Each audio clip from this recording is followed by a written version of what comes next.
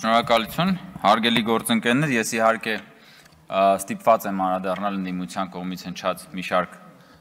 դիտարկումների եւ մեղադրանքների եւ ուզում եմ սկսել պարոն Օհանյանի այն հարցադրումից, թե արդյոք ռազմաքաղաքական ղեկավարությունից այսպես հարցաքննություններ, քրեական գործեր եղել են վերաբերող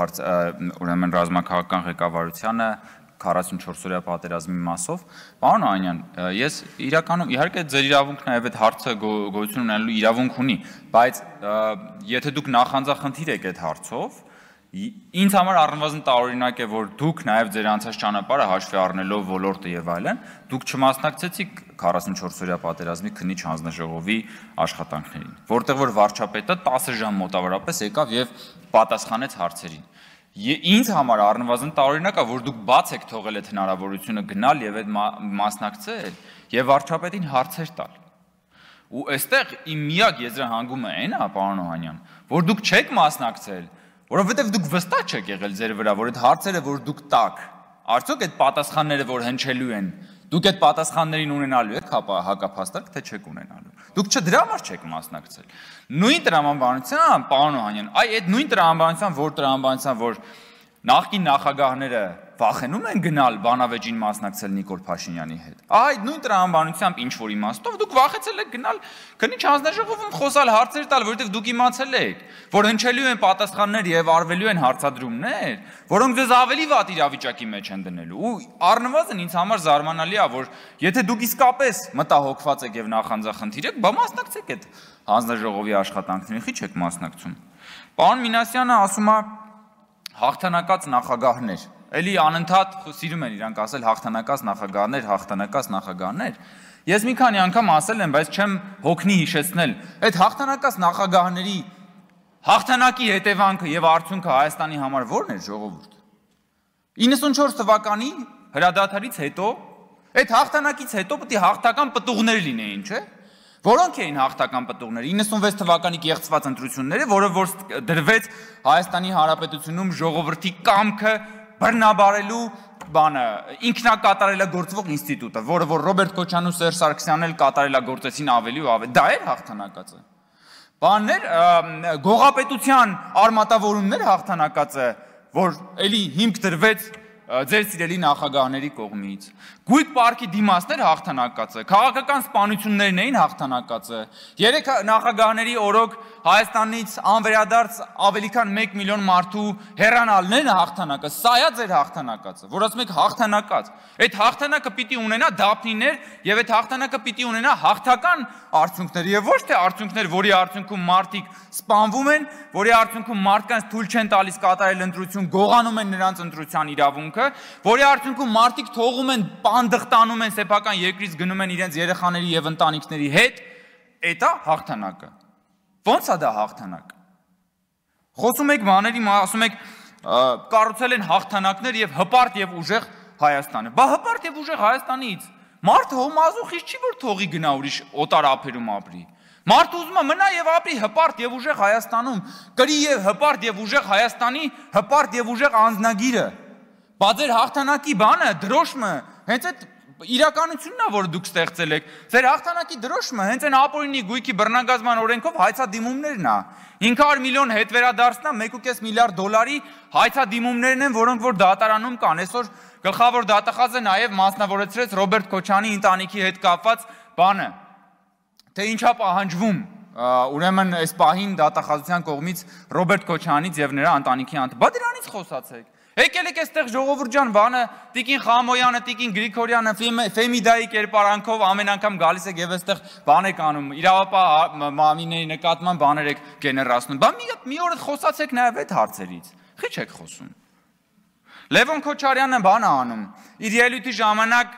խոսելով ոստիկանական գործողությունների մասին մեջբերում է հղում է անում պետդեպի զեկույցին։ Այսինքն կարևորում է պետդեպի զեկույցը, լեգիտիմացնում է իր համար պետդեպի զեկույցը շատ լեգիտիմ փաստարկ է։ Շատ լավ, պարոն Քոչարյան։ Բախի չեք խոսում, որ նույն պետդեպի զեկույցով ձեր հայրիկը Ռոբերտ Քոչարյանը պատրաստվում էր բան անել, մեղրին տալ Ղարաբաղի դիմաց։ Բա երբ որ պետդեպի զեկույցը, պետդեպի փաստաթղթերը այդ մասով դուրս եկան, Ձեր խմբակցությունում իրար հերթ չտալով հերքում եք, ասում եք ինչ պետք դեպի, ինչ բան, ոչ մի նման բան չկա, դա բան չի, լեգիտիմ փաստարկ չի, պարոն Արծվիկ Մինասյանն էր, երևի նաև այստեղ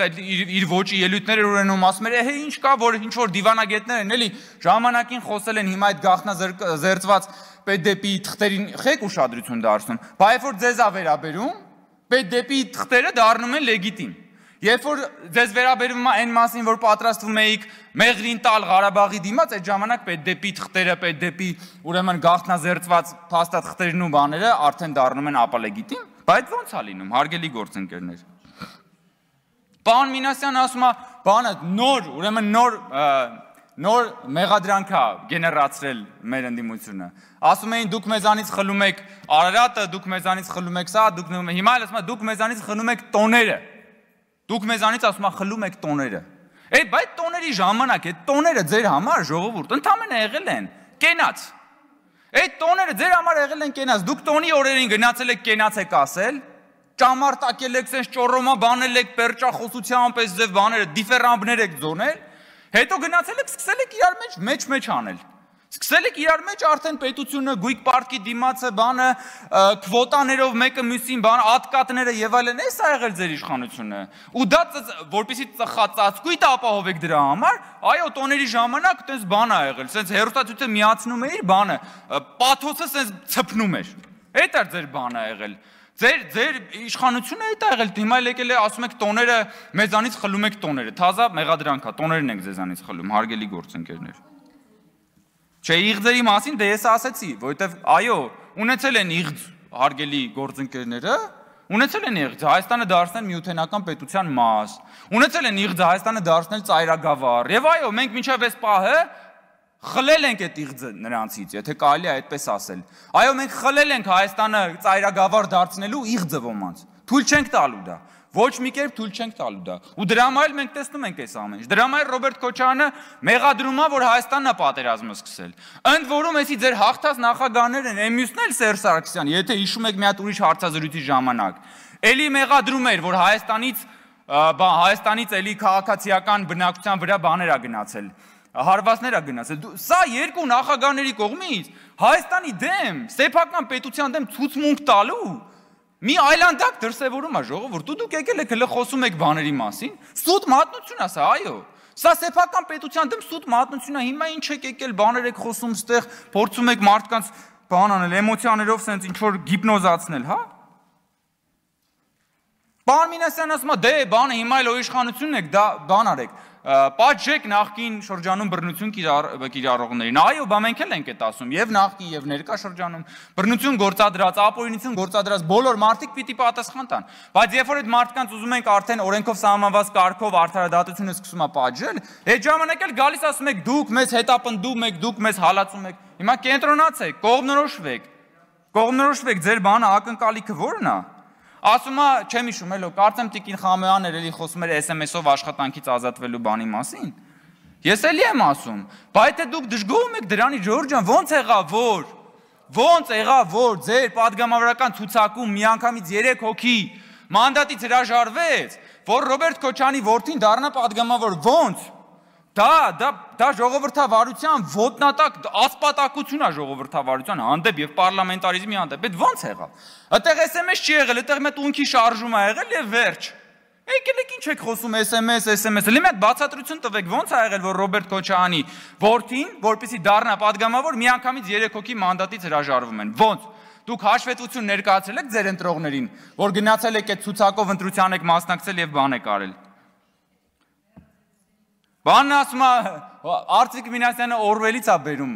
Օրվելի անտիուտոպիայից բերում է բաներ ա ցիտում։ Ես որ առավոտյան ասեցի, Օրվելի իսկական անտիուտոպիան այն էր, երբ որ Հովիկ Աբրահամյանը կոռուպցիա դեմ պայքարի խորհրդի նախագահն էր, դուք էլ այդ ժամանակ այդ կառավարության անդամ եք։ Այ դա իսկական անտիուտոպիա է, այ դա իսկական անասնաֆերմա է, այ դա իսկական անասնական մոտեցում է եղել սեփական պետության հարստության նկատմամբ եկել եք ստեղ Օրվել եք ցիտում։ Իսկ Օրվելի ամենալավ բանը ցիտատը եթե ուզում եք այդ բանից հիշել այնա որ բնորոշա ժողովրդավարությանը որ ասում է որ ազատությունը 2-ին գումարած 2 հավասար է 4 ասելու կարողությունն ու ազատությունն է ու այսօր Հայաստանում դա կա Այսօր Հայաստանում կա ամենակարևորը 2-ին գումարած 2 հավասար է 4 ասելու ազատությունը կա, որը ձեր ժամանակ չկար։ Ամփոփելով ես ուզում եմ ասել, հարգելի գործընկերներ, պարոն Պողոսյան, Ազգային ժողովի օրենսդրական փոփոխության արդյունքում թե քննչական կոմիտեն, թե հակակոռուպցիոն կոմիտեն ներկայանում են տարեկան հաղորդմամբ, սա մենք չափազանց կարևորում ենք որպես ինստիտուտ, եւ սա ոչ միայն կատարված աշխատանքը թվերով վիճակագրորեն ներկայացնելու, սա նաեւ կոմիտեների կողմից հանրության հետ երկխոսելու հրաշալի հնարավորությունն է, որովհետեւ ձեր մարմինների աշխատանքը հրապարակային չի, եւ մարդիկ շատ դեպքերում կարող է չհասկանան, չպատկերացնեն, թե ձեր աշխատանքի այս կամ այն դրսևորումը ոնց է, ես ուզում եմ, որ դուք նկատեք այդ առանձնահատկությունը, ամենևին չնեղվեք, երբ որ ձեր շահառուները ընդդիմության գալիս եւ նաեւ ագրեսիվ ելույթներ ունեն, որտեղ այս մարդիկ իսկապես շահառուներ են, հոկտեմբերի 27, մարտի 1, նոյեմբերի 9, ապօրինի ծագման բռնագանձման օրենք այս մարդիկ դրա ակտիվ պաշտպաններն են եւ հիմա պետքա բնականաբար դրսևորեն որոշակի ագրեսիվություն, դրան պետքա նայել շատ իմաստուն կերպով, որևէ կերպ չտրվել էմոցիաներին եւ խոսել ըստ էության։ Շնորհակալություն։